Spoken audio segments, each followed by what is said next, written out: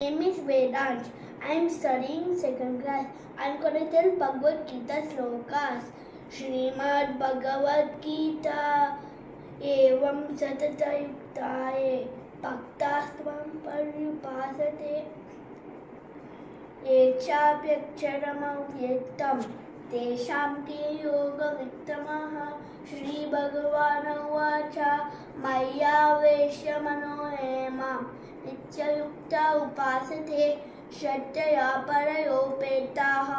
ते मे युक्ततमा मताः धर्मक्षेत्रे कुरुक्षेत्रे समवेतायुयुत्समः मामकाः पाण्डवाश्चैव किमकुर्मक सञ्जय उवाच पृष्ट्वा तु पाण्डवानीकं व्यूढं दुर्योधनस्तदा आचार्य उपसंगम्य राजा वचनमब्रवीत् पश्यैतां पाण्डवपुत्राणाम् आचार्य महतीं च युधाद्रुपदपुत्रेण तव शिष्येण धीमता अत्र सूरा महेश्वासा भीमा अर्जुन समायुधि युधानो विराटस्य द्रुपदस्य महारथः कार्पण्यदोषोपवतः स्वभावः पृच्छामि त्वां धर्मसम्मूढचेताः यश्रेयश्राद्मिश्रितं पुरोहितं मे शिष्यस्तेऽहं शान्तिमां प्रपन्नम् असोचानन्वसोचस्त्वं प्रज्ञावादां शपाशसे कदा सूना कदा सुंष्टा नानुशोचन्ति पंडिताः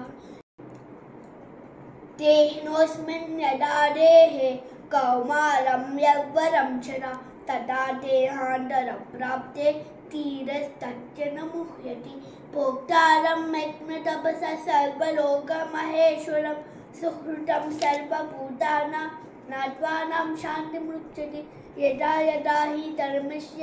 ग्लानिर्भवति भारत अभ्युत्थानमधर्मस्य तदात्मानं सृजाम्यहं परित्राणाय साधूनां विनाशाय च दुष्कृतां धर्म संसाधुनाथाय संभवामि युगे युगे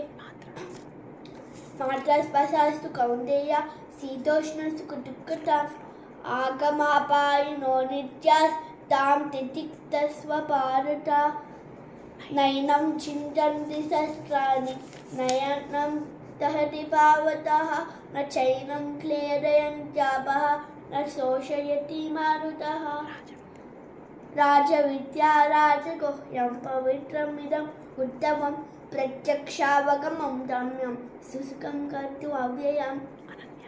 अनन्या चिन्तयन्तो माम् ये च न पर्युपासते तेषां नित्यपीक्तानां योगक्षेमं वहाम्यहं पत्रं पुष्पं फलं तोयं यो मे भक्ता प्रयच्छति तरहं भक्ते उपहृतम् अश्नामि प्रयत्मनः बहूनां जन्मनामन्ते नानवानां प्रबध्यते वासुदेव सर्वमिति समहात्मसु दुर्लभ भोगेश्वर्य प्रसक्तानां दयाबहृतचेतसां व्यवसायात्मिकबुद्धिः समादौ न विद्यते विद्या विनय संपन्ने ब्राह्मणे कविहस्तिनि सुनिचैव उपवाक्येह पंडित समदर्शनः मन्मना भव मद्भक्तो मद्याजी मां नमस्कुरु मामे वशसि युक्त्वैमम् आत्मानं मत्परायणः अहं चातुनासं न त्वेने मे जनाधिपा न चैव न भविष्यामः न शोषयति मारुतः देहे नित्यम् अवध्योऽयं देहे सर्वस्य भारत तस्मात् सर्वाणि भूतानि न त्वं शोचितुमर्हसि यत्र योगेषु कृष्णो यत्र पार्थो धनुर्धरः तत्र श्रीविजयो भूति ध्रुवा नीतिर्मतिर्मम स्कन्दं हनुमन्तं वैनतेयं मृगोदरं सयतेयपदे नित्यं दुष्वक्तं तस्य नश्यति शुभं करोति कल्याणम् आरोग्यं धनसम्पदा शत्रुबुद्धिविनाशाय दीपज्योति नमोस्तुते ज्ञानानन्दं नयं देवं निर्मला स्फटिकाकृतिम् आधारं सर्वविद्यानां हयग्रीवा उपास्महे उग्रं वीरं महाविष्णुं ज्वलन्तं सर्वतोमुखं नरसिंहं भीषणं भद्रं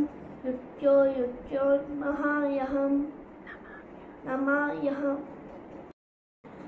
ओम नमो भगवते श्रीवासुदेवाय तन्वन्तराय नमः। अमृतकलशहस्ताय सर्वभयविनाशाय